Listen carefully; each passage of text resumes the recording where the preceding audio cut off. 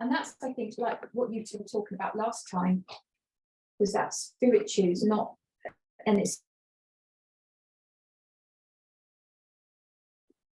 should say recording now live, but it is recording. Okay, so thank you everybody for joining us this evening. It literally is just an informal chat about some of the work that we do, and also we know that some of the people on here either know us very well or do similar types of work as well. So it is literally just us having a chat about what we do, the experiences that we have, and how really the work that we do is growing at a phenomenal rate, really. So my name's Jonno. For those that don't know, I work as a psychic surgeon, and I also work in spirit release therapy.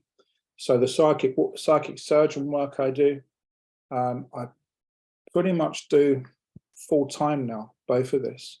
The healing side, whether it be hands-on or remote healing, remote psychic surgery, and also the spirit release therapy, that's all done remotely as well. And that's me, and we'll go into it in more detail. And this is Andy, for those that haven't met him. Hi folks, good to see you all. So my name is Andy Porter, and basically my kind of resume is very similar to Jonno's, so it's almost like a ditto from that perspective, really. So I've been doing this now for near on probably about 17, 18 years. So it still feels like yesterday that things happened in my life that kind of drove me into doing this type of work. And ever since then, things have never stopped, really. So it's been quite exciting from my perspective. And again, the wording of psychic surgery, I think, is something that I feel we could explore maybe to start with, because the old world of psychic surgery, as most people probably can identify with, used to be people in different countries with a very sharp scalpel, cutting, incising the flesh, and then taking things out of people in real format in 3D. So there was lots of blood, gore and guts coming out of people. Now, when I met my guy Chen, and he explained to me that we'd be working together and we'd be doing psychic surgery, I did need to clarify that probably it was best if we didn't start cutting people in the UK, because if we did that, I'd probably end up behind bars pretty quickly, not being medically trained. So, so for me, psychic surgery was a new concept, and the general concept of that was that we would be working as a couple, as a pair. So my guy Chen uses my my physical body effectively to work through me. If I'm doing work personally, that's in full trance mode. So I put my hands on a client, he would then come in, take over, and basically perform surgery on the etheric body of the client, removing any type of disease or attachments and things that were connected to them that was obviously the cause or the symptom of the problem they came in with. But of course, as we worked and time went by, it became pretty apparent that lots of people didn't actually know why they had problems, and the things they came to see me for wasn't the things they actually got fixed, if you like, because obviously spirit are looking at a completely different vibration when they review the etheric body, and then the things that they choose to work on and choose to clear and remove is sometimes quite different from the actual physical representation of the symptom of the client. So, so for me, this whole concept of psychic surgery felt uncomfortable to start with, and I've got used to the concept that we work on the etheric body. The work that we do happens in a different dimension, a different time, space. But people that have it physically, whereby we put our hands on them, they can normally feel things happening inside their body. So there's never any pain and there's no blood, which is always a bonus. So, so that's good. But it's quite interesting if you actually have psychic surgery from someone, it's quite interesting to feel the actual physical sensations of something happening in your etheric body that you can then feel in your physical. So, so that's kind of my understanding of what we do and how we do it. And obviously it's working totally alongside the Spirit Guide team. So Chen has a team now in Spirit that he's sort of put together over the last sort of 10, 15 years. And there's lots of different entities that we work with, not just discarnate spirits, so people that have been here as a physical person that have died. There's lots of extraterrestrial and other entities that he works with as well. So we kind of perform a different type of clearing across a broad spectrum of different frequencies and dimensions. So that's probably my update, I guess. Over to you. And my role was slightly different. I first came into healing working through Reiki. And it was from working through the Reiki healing sessions that I started to blank out. And I wouldn't be aware of perhaps the last few minutes during a Reiki session. And then I'd kind of come back to my senses, being in a totally different position, doing something completely different to Reiki. And it was only through development and experience moving on is that I realized that there was, and the feedback that was coming through is that psychic surgery was taking place, not necessarily the Reiki healing session. So psychic surgeon for me is a title that I didn't use, and I refused to use it for about 10, 12 years. I was quite comfortable with the fact of the work that we were doing, but I always felt that psychic surgery is right up there. So there was no way that I wanted to call myself that title until I was really, really comfortable. And really the thing that kicked it off was insurance, because insurance kind of insisted that I was calling myself a psychic surgeon because they wanted to insure me for that work. And that's really what sort of changed the attitude behind it.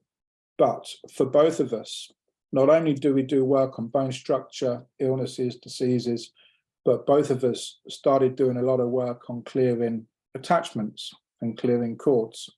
And from those attachments, that the energy started being what we would consider to be a normal attachment, a normal connection from the spirit world that perhaps wasn't conducive to the client. And then on separate paths, we started doing a little bit more clearance of darker work as well. And really, this is where Andy came in with Dr. Terry Palmer and really started raising the barriers on that one. Yeah, so really, so to kind of take up from there, really. So I met Terry again, probably about 11, 12 years ago now.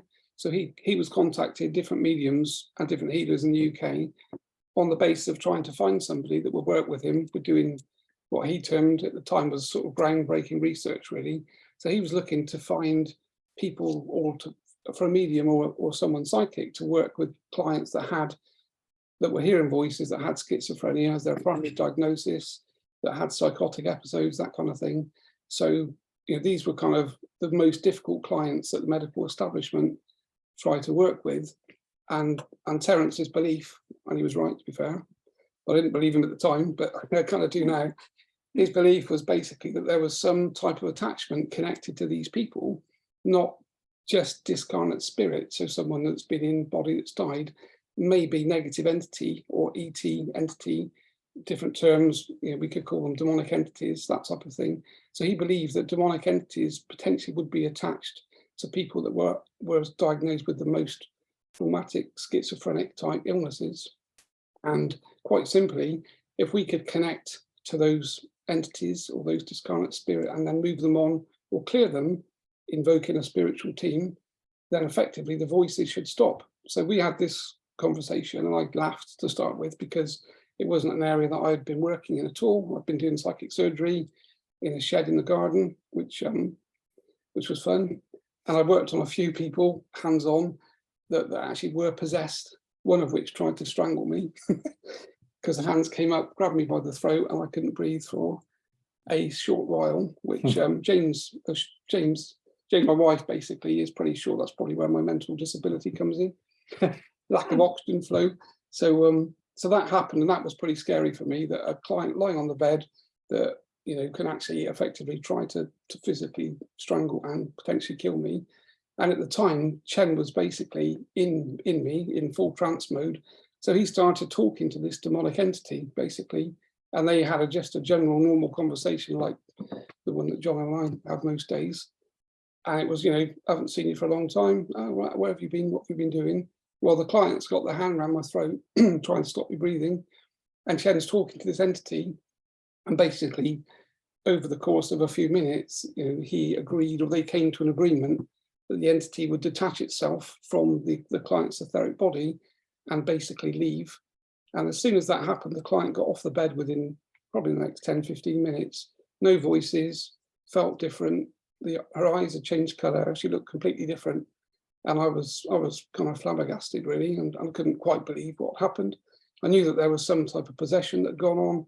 I could see that Chen had been talking to and debating, deliberating with this demonic entity, but it kind of seemed too easy to me really.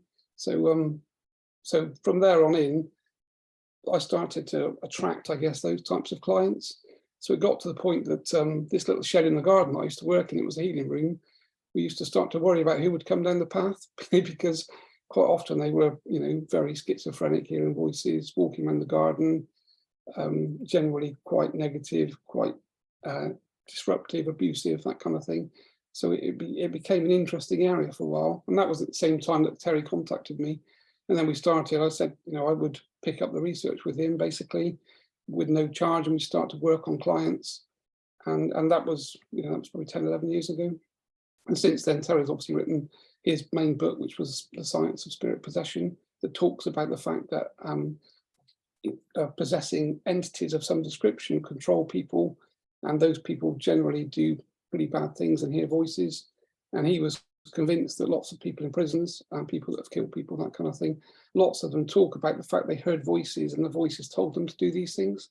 So he was on to something quite big really, and he was trying very hard to kind of bring that into the mainstream, to try and get the medical profession to understand that, rather than just treating people with drugs, which works to a certain degree, if we could amalgamate that practice with spiritual healers that could then disconnect the entities or the controlling, possessing spirit effectively, people would get better faster, and it would be a much better solution. So Terry did a lot of work in that way and gave lots of presentations around the world, and then he kind of started an SRT group that I was working with him as a trainer really, which is when Jonno and I sort of crossed paths. So that's kind of like the background from the SRT perspective, and obviously Terry. And Terry was, he was way ahead of his time, in my opinion, because he was totally on the case that spirit release therapy is something that should be happening every day in every medical institution. It should be happening in the doctors, and we wanted to get to a point that we could get people, healers in doctor surgeries in the next room to the doctor, with the general concept of, the doctor would look at someone, if he wasn't able to diagnose a problem, or the problem looked like it had a spiritual connection one way or another, the client could literally go next door into the spiritual healer. They could work on them for the next hour and then see if we could get some sort of progress. And Terry and I worked, and the other team that we put together with obviously Sandra, Jonno, and quite a lot of other people that some of you are on here, obviously know that we worked across like 1,000 cases. So Terry actually had 1,000 documented cases with a video in most of the time of people before we worked on them, and then literally the client after we worked on them, with the difference and the progress. So I'm not really sure of the exact percentage, but probably 60 to 65% of the people, had a very positive improvement with remote spiritual work, as opposed to not actually seeing anyone in person at all, which is, I think it's quite a big tick in the box for Terry's research, really. It was a huge tick in the box, and it literally was clients from anywhere and everywhere, wasn't it? South America, North America, Europe, Australasia, Iceland. I think I did one with Terry. So literally north, south, east, and west. It kind of works. It's an amazing form of work, and very, very satisfying as well, actually, because as Andy and we mentioned, some of the guys on here are also part of that physical team that sort of work in this. And when you're speaking to clients and they're very, very afraid and don't understand what's happening, and maybe an hour into the session, an hour after the session, calm has returned, and it's just proof and evidence of the work that's happening, the work that we do. And it makes a difference to life, to households and lives, really. We have just got a couple of questions coming in, if you want to. So yeah, keep the questions coming in. Louise is monitoring them. And the first question we got from Mike is, can you tell us about portals, dangers, tips on how to close them? Want to do that? Or? Yeah, great question. Thanks for that, Mike. It's always good to get some questions in from people.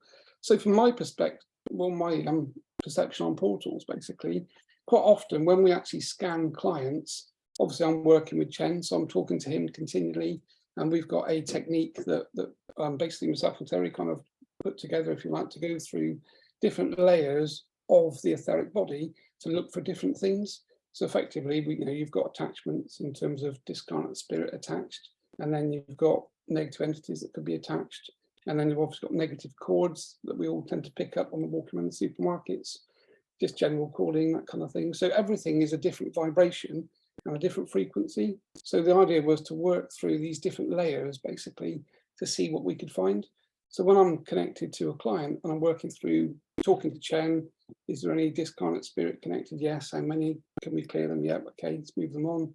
And then we get to portals. Effectively, the concept is that I tend to look for two types. So for most people, if you've been involved in occult practice and you've had normally negative entities attached, especially ET type entities, quite often they will basically open a portal in your etheric field that connects somewhere effectively. And schizophrenic people generally mostly have a lot of portals. So you have a negative entity attached to someone, their hearing voices, and they've got a portal that's been opened in their etheric to somewhere else. And that portal then allows these entities to come in and come out at will effectively.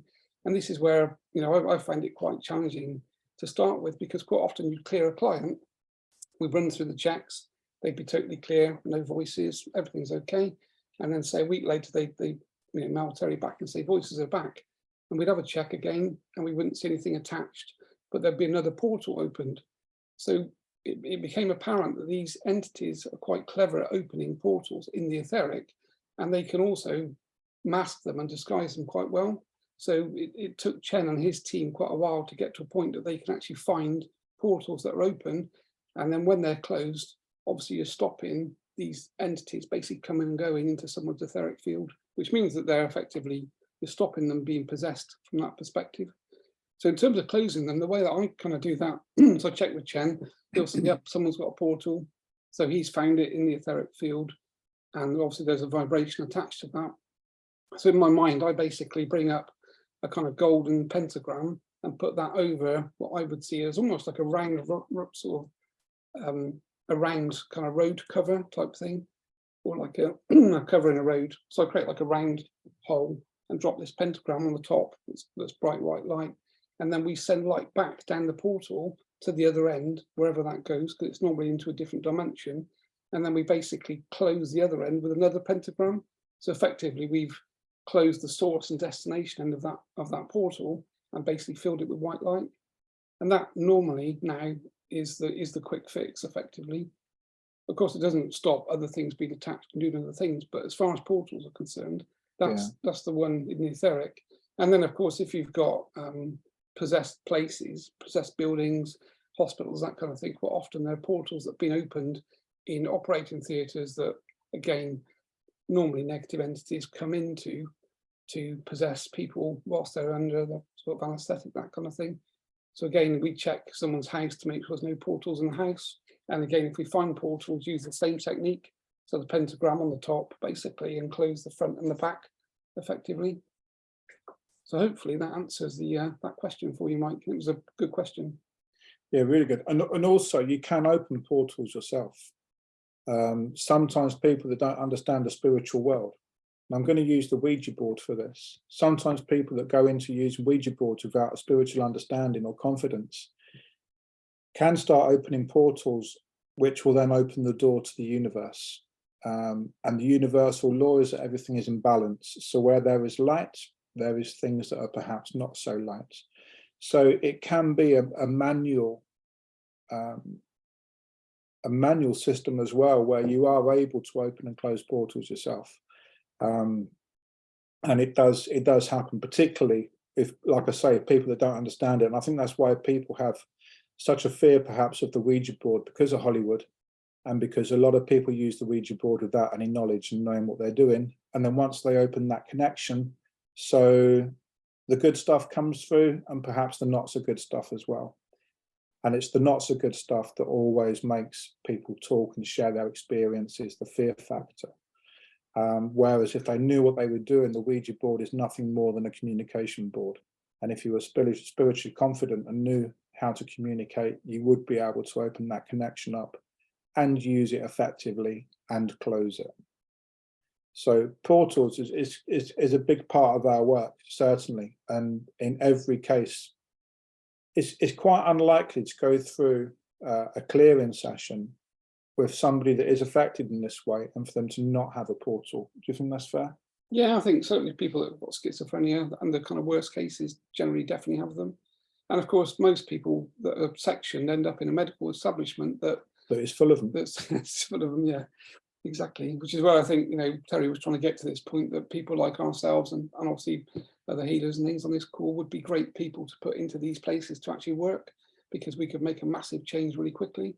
It's just a case, I think it's just, a thought process change that we could work with Big Pharma rather than being seen as an opposition, which effectively I think for a lot of people that seems to be the case. Yeah, so I hope that helps, Mike. I hope that kind of answers your question. But we've got another question. This is from Louise. So we have, can a healer learn psychic surgery, or does it naturally happen if the correct guides come through? I pull dark energy out of organs during healing. Excellent. I'd like to learn more. Okay, so can a healer learn psychic surgery? I think very simply, the answer could be yes, but it won't make you a psychic surgeon, and it won't mean that you do it. In exactly the same way as I work as a trance medium, and I run trance workshops, and people can learn trance, people can learn the discipline of trance, but it doesn't mean you're going to walk out of that workshop being a trance medium. So a lot of this is not going to be so much how you desire you want your work to be, more so how the guides want to work through you, because they are the ones that will dictate your healing. They are the ones that will dictate how you're going to heal, what you're going to do. And normally, I think Andy will agree, and there's Louise with us as well, who is also trained in spiritual healing, as well as Rahani and other modalities, is that the kind of work you're going to specialize in will attract that person, will attract that client. So when I was doing Reiki, I had lots of technical healing sessions because I had lots of serious people coming in with serious illnesses, rather than just somebody who, and I'm not saying this in a derogatory way, but rather than someone who just wanted to have a stress-free session for 45 minutes with some lovely Reiki healing going through.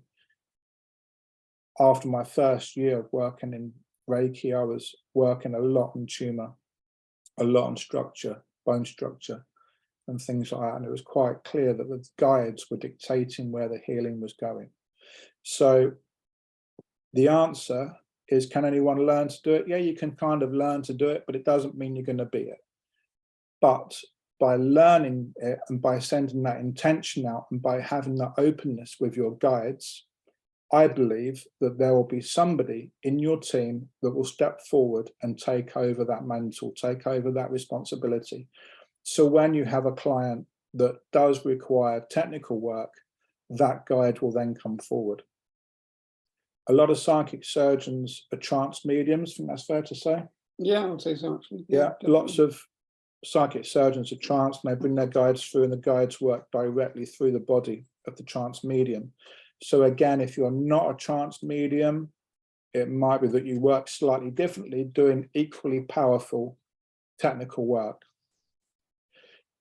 You say that you pull dark energy out of organs during healing and like to learn more.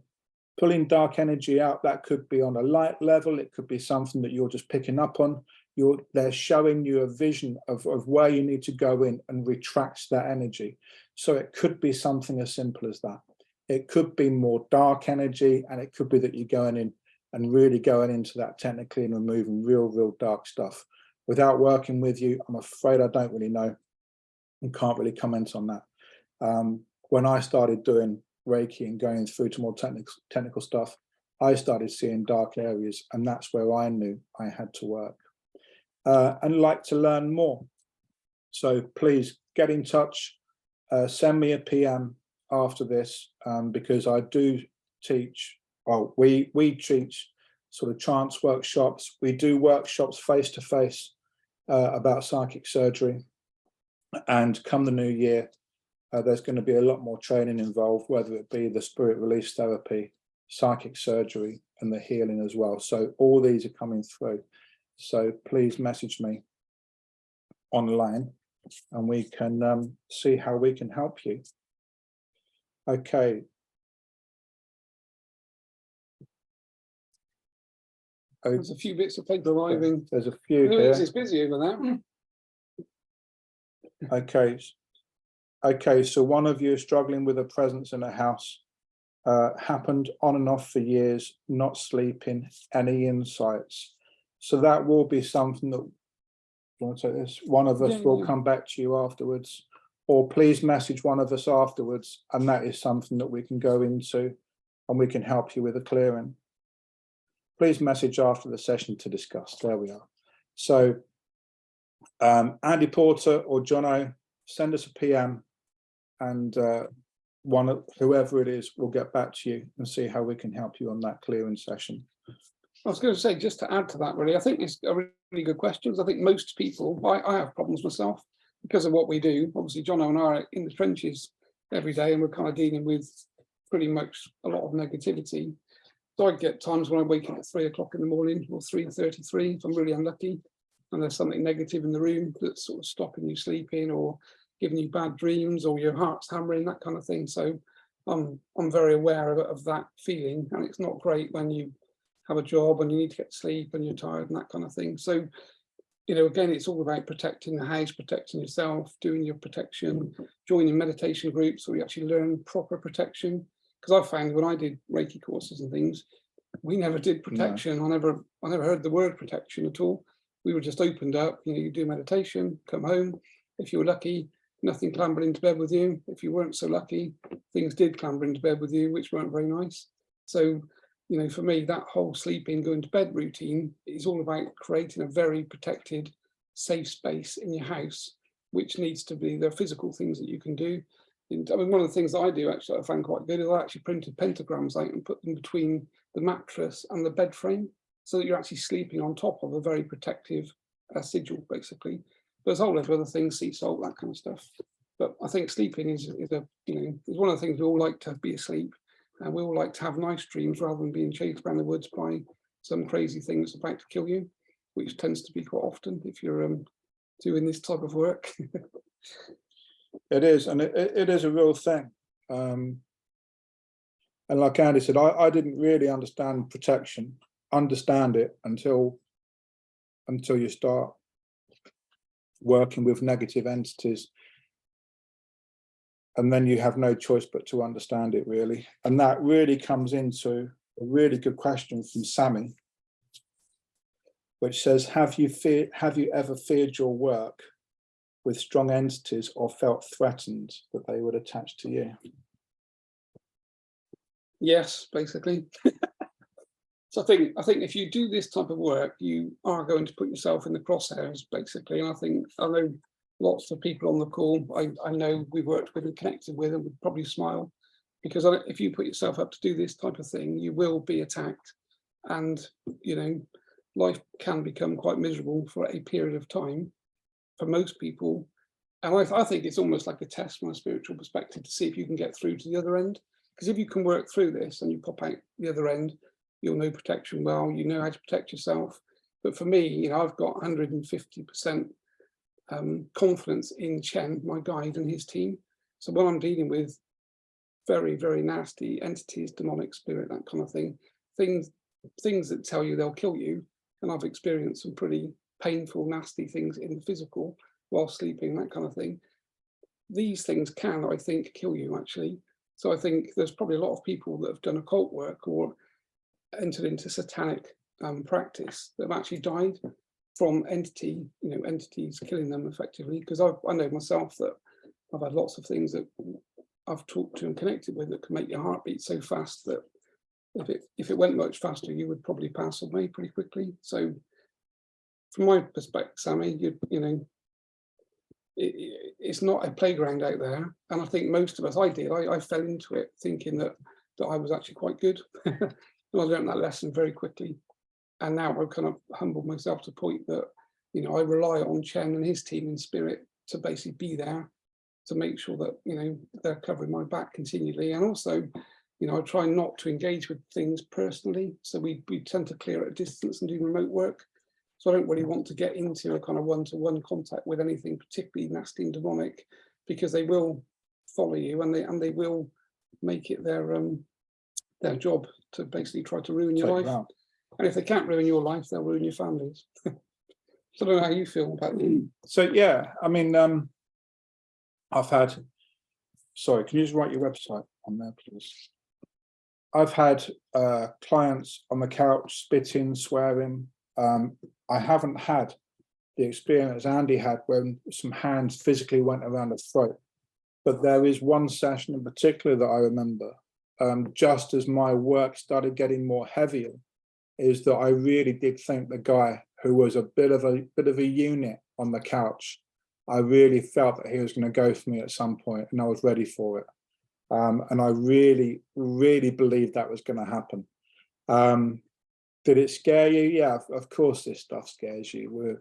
We're all human, right? And when you see that and experience that, particularly in the early stages of the work, I think if it doesn't scare you, you've got to wonder what you're doing there, because you're probably just as nutty as some of the people that come through with their attachments. It's not very nice.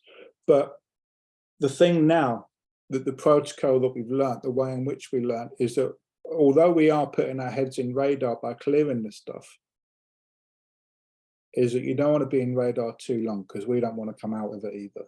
And I think that's where the confidence now is. I know that you've got a great relationship with Chen and his team. I've got a great relationship with my guide, White Hawk, and his brother is actually my gatekeeper. He's my protector. And although my guide is very gentle, very loving, philosophical, I can't even say it, philosophical, and a shaman and a healer, that sort of thing, his brother is a warrior. And his brother doesn't take any messing around from anybody. And if he wants an entity out or an energy out, he'll turn up politely and negotiate it. And if that doesn't work, within seconds, that entity is gone. Literally within seconds, that entity is gone. And that gives me immense confidence for whatever I get then, whatever verbal attack I get or the feeling we get, whatever it is, I'm just not bothered about it anymore. And as Andy said, I do believe that once you come into that particular side of our work, if you're going to progress through it, you will be tested. And I do see it as a test, because there's a number of people that come through, they get tested and they back out straight away. And there are a few that continue pushing through, and their work is immense once you get through that. And, you know, although we practice protection virtually, well, every day, but virtually all the time every day, there are still a couple of things every now and again where I'll contact Andy or Sandra and just say, can you give me a quick scan? Andy will contact me. I work with Louise a lot and her sister. They're both platform mediums. Quite regularly, we'll just have a quick look over them to make sure they're okay. Sandra's exactly the same. So we are human, we are energy as well. And that means that we're open to energy attaching in whatever form. So we try really hard not to allow any cracks to open, because it's the cracks that form the entrances for them to come in. But we are human, and it does happen. I was in hospital fairly recently, and I think, Louise, when you came out, you and Michelle, you weren't right. Hospitals are really, really bad when it comes to negative energy, because that is a place where you experience all types of emotions. So for somebody to go in there who is sensitive and open to this, you can really walk out not feeling yourself and probably not being yourself. But I know that Louise and Michelle, when they came in to visit me, I think it was second or third day or something, got straight in touch with Andy because they weren't feeling right. So we do look after ourselves as well. It's not that we're saying that we're on a pedestal and this doesn't happen. It does. It's very real. And even with our defense systems as it is, and the belief that we have, and if you like, the skills and training that we have, and we still get it. It's just that very quickly, I'll immediately ping Andy a message or Sandra, give us a quick check, give us a clearance. And likewise, we do the same for each other. Otherwise, we can't do this work. But yeah, it is, I find it more entertaining now when they start getting a bit serious. I don't really get frightened by it anymore. But Phil, you've just got onto the internet and you bought Terry's book from Amazon, and it's a great book. It's a read. It is a read. It is a read. Terry was and still is a great technical contributor to this work, and that is how his books read. Well, I can remember actually when he gave me a copy, because the book is called The Science of Spirit Possession, and when he gave it to me, I thought, I wonder why I'd use the word science, because we're just talking about the stuff we do every day, right? So it's just spirit possession in my world.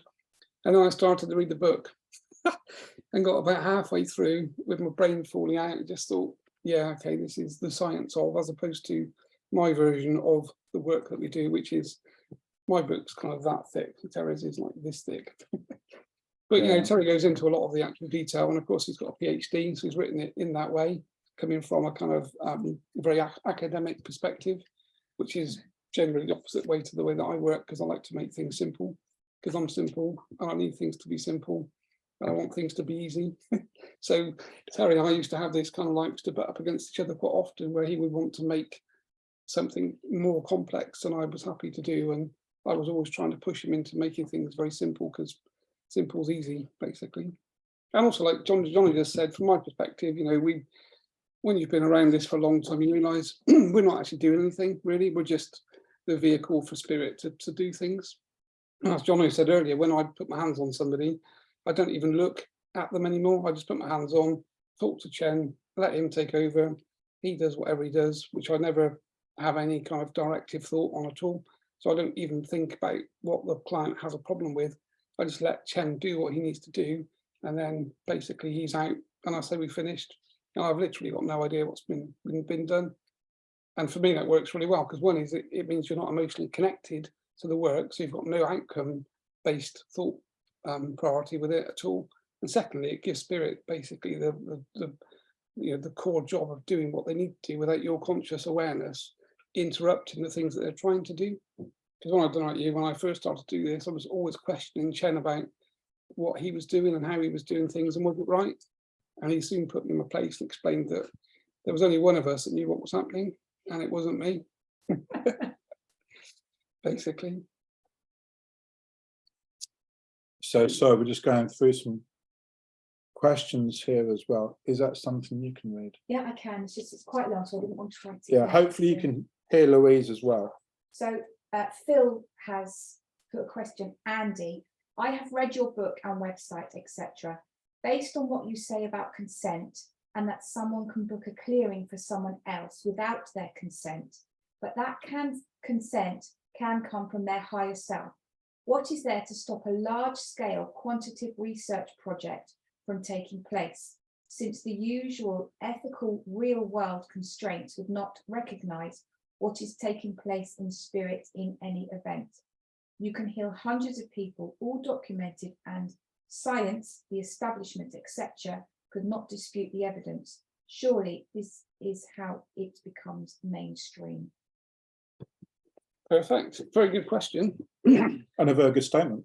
Yeah, and I agree with you totally, basically. I mean, from my perspective, this is one of the things that came up on the early days with me with Terry. So when I was working physically with people coming into the little healing shed, effectively, they'd obviously given their consent because they turned up at the house and they were coming in for psychic surgery. They didn't really know what would happen, and to be honest, neither did I most of the time. So it was a suck it and see session really, which worked fine. Of course, they'd given consent because they turned up. So when I started to attract, as you said earlier, you start to attract the right clients for the work that you do, the vibration that you're on and that kind of thing. I started to attract people that were hearing voices, and quite a few of those people, it was the parents that were contacting me, and the actual person or the client was normally in a medical, they'd been sectioned, so they were in a medical establishment on a lot of medication and were unable to give any consent at all. So one of my kind of conversations with Chen was how do we get consent? For me to connect to somebody, to connect to their energy, and to be able to talk to some possessing spirit means there's got to be a consent happening somewhere.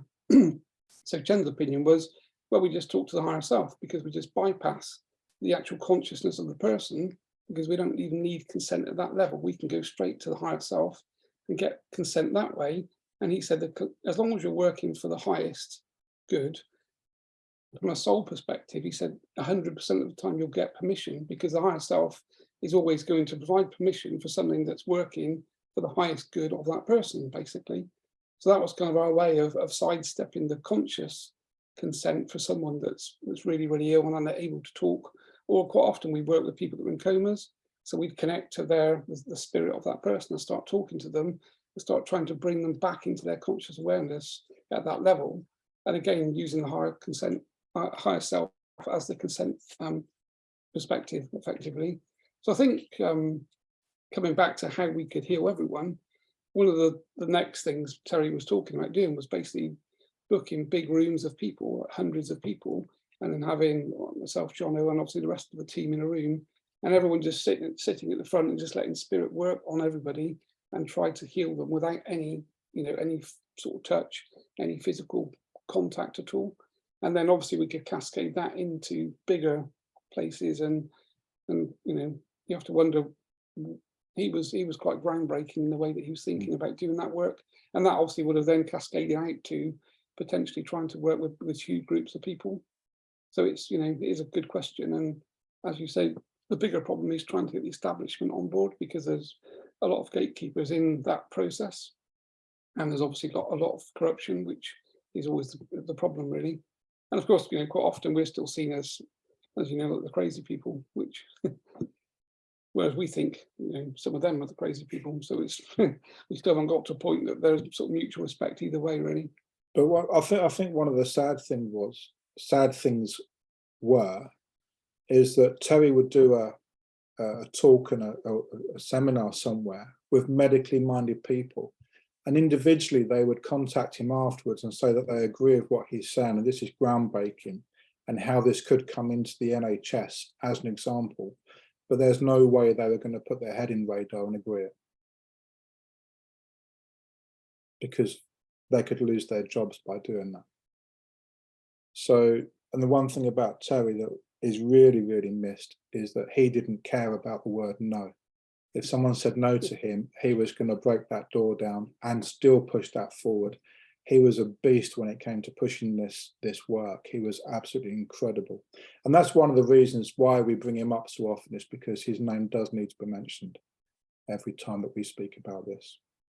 But also, just to let you know, I've just read some of the questions as well. If you've put a question down and we haven't read it out, it's because what I'm trying to do is bring the questions in at a time to match the conversation as well. So your question is not being ignored. We will not ignore any question. But if we haven't answered it immediately and we've gone to someone else who is in front of you, it's just because that question just blends in with our conversation a little bit more. So the next question coming in is, where do the entity and spirits go once removed? I mean, both of us do very similar work, but both of us is probably done differently. So it might be that we both have different answers for this.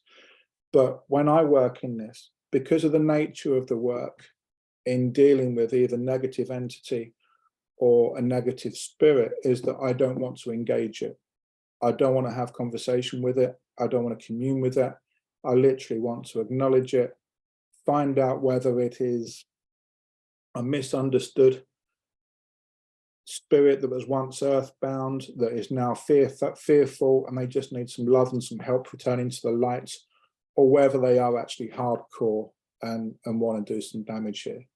So very, very quickly, within a split second, I will want to know from my guides whether we are dealing with an earthbound spirit that is confused and fearful, and therefore it's coming across as a negative entity, when in fact they just want a hug, a bit of love, and led into the light. So I can say that those are led into the light. When it comes to the other stuff, my honest answer is, I don't know. I think it could be back to source, but my job is not really to do that. My job is to say, can we get them clear? Yes or no? Can we work it? Can we get them out? And then as soon as we get that disconnection, the guides then take over and lead them away. And I never entertain it. I never go in any more detail, because when we do a clearing, we usually work on an individual client on their etheric between 12 and 17 different levels. So it's kind of difficult to go into too much detail on 17 different levels, but our job is to go in and clear. So when we find something negative, I personally don't mind where it goes, so long as it's not connected to me, my family, or the client. The guides take it. I trust the guides completely that they take responsibility of where that entity goes, and I'll just let them take it. And then we're moving on to another level. Is that similar for you, or do you do it differently? Yeah, so my understanding talking to Chen is basically the way that, so again, I do the same. I used to talk to entities for like hours. So I'd actually have like a 2-hour conversation with some demonic entity. And then I realized that I was wasting my time, because they lie to you continually and you don't really get any information particularly from them. So I got to the point, I said to Chen, you know, the same as you just said, you can we just remove them? So now we're working on so many people all the time. It's just a case of Chen removes them. My understanding is he then takes them to a dimension that is one effectively that either they come from. So they've got a vibration or a frequency the same as we have one. So, you know, if we were on Mars effectively, then a community of entities on Mars would say, oh, look, you know, there's a human there, let's send him back to planet Earth. So my understanding is Chen and his team find that dimensional frequency that that entity is from, and they get taken back to where they came from, basically. So therefore they can't come back to Earth, and they're obviously not going to then connect, as you said, really to me or to the client again. So I heard that. Hope that helps that one. But yeah, our work is literally clearing, and that is it. Julia, what creates cracks that can open us up for negative attach or attachments? So the way that I work with my guides, the way that I understand it from working with them and what they tell me, is that the energy within the body, the inner etheric, should be balanced and strong and clear. The outer etheric, the auric fields, should also be clear, strong, and balanced. Things that can knock our balance are trauma, things that we don't understand. It could be mental issues, it could be physical issues, it could be a car crash that you've been in, and all of a sudden your energy is shaken. And even for a split second, if the energy is shaken, it can take a while to come back into full balance again, or how we would say sovereign energy, meaning that you don't have anything dark or negative that isn't yours.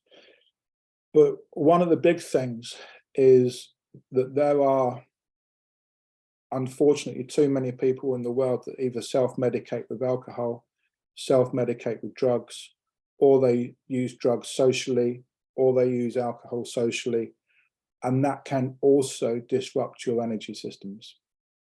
And if you're doing anything that disrupts your energy systems, it might be that 90% of the time you're absolutely fine.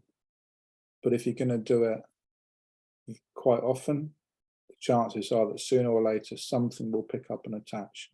And it's really not unusual when we're clearing earthbound attachments, particularly groups of those on people that do have alcohol issues or drug issues, or people that have experienced a trauma in their life, and now their mental wave is disrupted and their mental balance is disrupted. So mental issues, drug, alcohol, these are all things that can disrupt your energy centers inside and out. And as soon as you start messing with the outside energy, that's where cracks appear. Those cracks can easily become shattered and roots in and ways in. Is that different to you? Or? Yeah, same idea really. Mostly substance. Most clients we have, Yeah. substance abuse is number one really, because obviously it breaks down the etheric field and you end up with perforations in that etheric field, which is your spiritual protection. So that's kind of the first thing. Another thing we see quite a lot of actually is people that oddly enjoy horror films. So they end up watching horror films, which of course creates fear.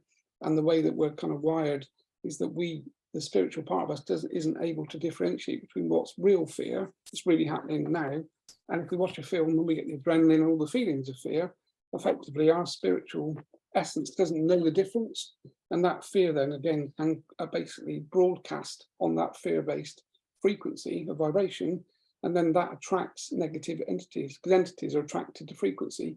So if you're broadcasting a fearful frequency, you're going to be broadcasting that. And if you just happen to walk in, as Jonno said, like a hospital or somewhere that's full of them, entities will then attach to you and do it that way. And it is that kind of, like attracts like. So the same with discarnate spirit. If someone's died and they were an alcoholic, they're going to find their way to a pub or somewhere that serves a lot of alcohol.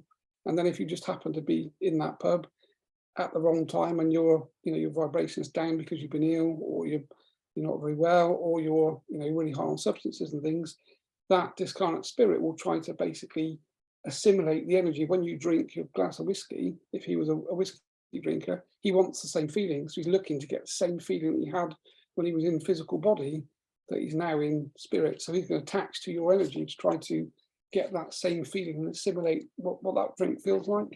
And the same with heroin addicts and those sorts of things. So discarnate spirit primarily will always head for the places where they're looking for the same hit that they got when they were in body, effectively. So I hope that answers that. And the last question we have at the moment is, can attachments happen at any age, including babies? Can an attachment leave of its own free will?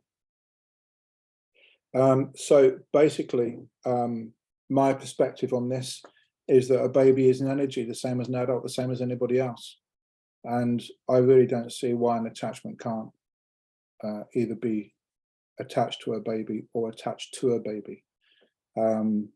That's just how I see it. That kind of feels good to me. Good in the way that we're saying that yes, it can. Yeah, I'd agree with that. It's the same thing. I mean, we're energy vehicles, aren't we? We've all got our own vibration and our own thought process and emotional state. And babies would be the same. They've got their own thought process and emotional state. So if a baby goes through some type of trauma or is involved in an accident or something like that, Or even birth is trauma. Yeah, birth is trauma. They'll broadcast on that fear vibration. Therefore, they will attract negative entities. In theory, their etheric field would be better because in theory they've just been born, so they should be coming out with a good intact, with a full battery. Yes, yeah, a full shield basically. Whereas obviously as we get older and we get ill and tired and we drink and do all sorts of things, then at times our own protection kind of diminishes. But then also, very, very sadly, there are some babies that are born with dependencies because of how their parents either acted or act. So, both of us will tell you that hospitals are a really, really big communal place for attachment work. And if a baby is coming out already with dependencies, going through the whole pregnancy where the mother and the father have been around with alcohol and drugs, and the baby can come out with that as well. I have no doubt at all that attachments can quite easily attach to that young soul, even though it's just been born. So I hope that helps. We are actually coming to the end. I don't know whether anybody else has got any other questions for us. Sorry. Thank you. Can an attachment leave on its own? So a lot of the attachments that we deal with are intelligent and they have their own place. They make up their own mind. They do what they want to do. And if they want to leave you, they could quite easily leave you and jump to a family member, jump to a friend. If you're on a bus, for example, they can jump to another passenger. Likewise, they can jump to you from somebody else. So yeah, they absolutely can. They can, providing my guide will often refer to the client as the transporter, and it's because they're transporting the energy, they're transporting the attachment. And if they're not getting what they want from that transporter, they can jump. If they're getting what they want, they'll stay there, they'll manipulate, they'll drive that person down as much as they possibly can. And they can, I mean, they're intelligent, they can leave when they want, or they'll jump onto another source. Yeah, and the other point, just sort of piggybacking on that from my perspective as well, is if you kind of think of, I try and think of everything now as vibration, because that's basically all it is. We're vibration, everything is vibration. So if someone has attachments and they raise their vibration and they start to vibrate at a higher frequency, those attachments will probably disconnect of their own accord. So I mean, Chen showed me a picture once, which I always remember, it was so good. It was of the kind of like spinning roundabout that you see in the park when you're a kid, and your friends spin the roundabout and then you all try and jump on. And if the roundabout's going slow, you can jump on and you kind of end up in a big sort of mess in the middle of that roundabout spinning around really fast. Of course, as it goes faster and faster, you can't get on anymore because the roundabout's rotation is too fast to find a gap for you to jump in. And that's the way that I kind of see things now. If we can raise our vibration quite quickly, which you can do through meditation as well, anything negative is going to struggle to attach and stay attached to you. So raising your vibration through, thought process, emotional state, food, that kind of thing, is the actual best, one of the best defenses that we have. Basically, that is, isn't it? That's, Yeah, and get into the habit of protection, and particularly for the sort of spiritual world, is that there are a number of people that will sort of put it out there that they work with the light, therefore they are the light. And I don't particularly believe that to be true, but having worked on a number of mediums and spiritual people, as soon as you start saying about protection, they haven't done it. And very rarely do we work on people that protect every day and really look after themselves spiritually. So it is something I really, really strongly believe in. I don't think there's any other questions coming through that we haven't answered. So, and we did want to time this for about an hour. So thank you very much. So for those that have thanked us for asking the questions as well, we have your acknowledgement, and thank you very much. It's absolutely our pleasure, and it is actually something that we're both extremely passionate about, which is why we do this and why we do the meditations online and why we try and help people where we can. We are doing a sort of commercial work together, because commercial units are normally bigger and can also be very, very affected by this. We also do commercial units. We've got a new website coming out soon called celestialdefense.com, and that will be live in the new year.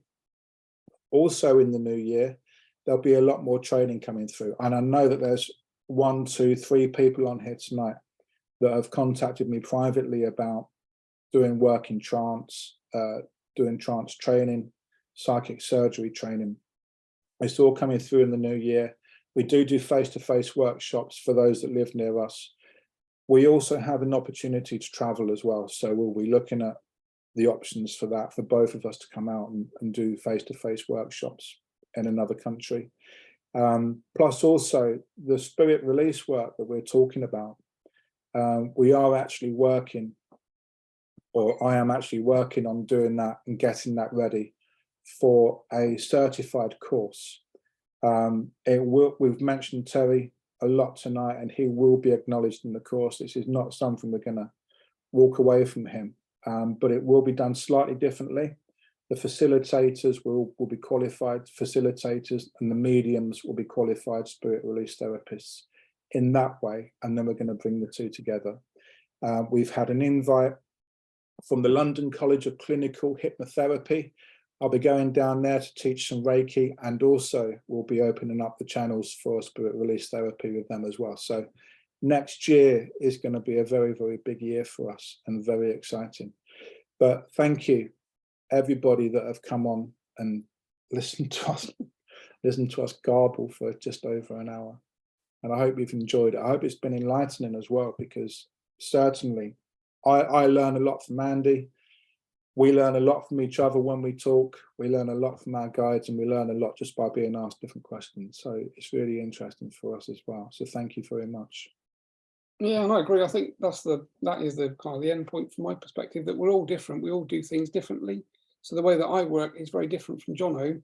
We do the same thing, we get the same outcome generally, but the work is quite different. And I think you need to bear that in mind for yourselves. You don't need to follow us or me or Jonno. You know, everyone is going to be different. You're going to find different ways of doing things. It's the outcome and the results that I think that is the only thing of interest.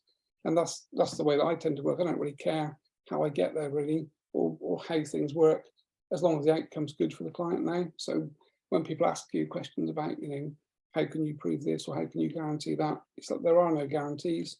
We'll just do the best that we can for you. We've got a great team in Spirit, and we've got a great team of people on here, and we've got a lot of contacts now through the work that Terry did.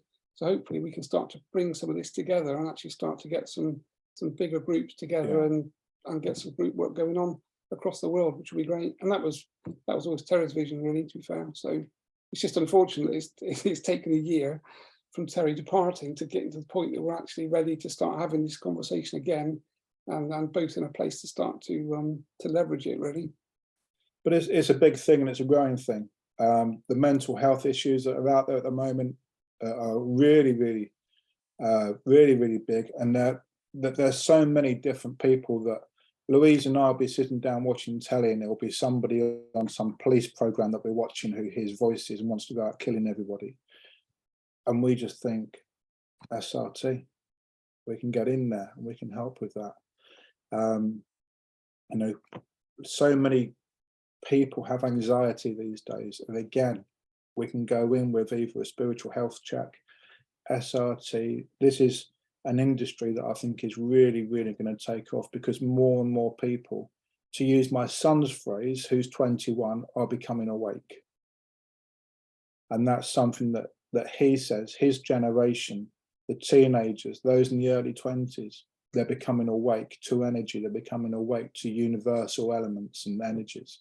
So it's not just the spiritual people that we would understand, it's different people coming into this as well. And that means that this type of work is just going to get bigger and better. So it's important that perhaps we do our best to make sure that not only is our work to the very best quality, but also the training that hopefully we can give is of the best quality, so people can go out there and do some amazing work as well. So thank you very much to everybody that has come through and chosen, put some questions forward, or just listened. It's really appreciated.